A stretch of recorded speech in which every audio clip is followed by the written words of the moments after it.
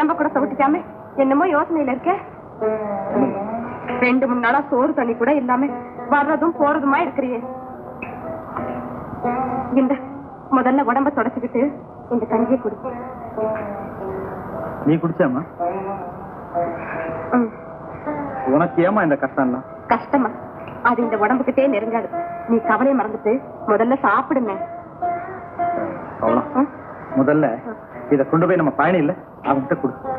அவங்க குழந்தை குட்டியெல்லாம் பசியால துடிக்குதுமா. அண்ணா கொண்டு போய் கொடுமா. போம்மா.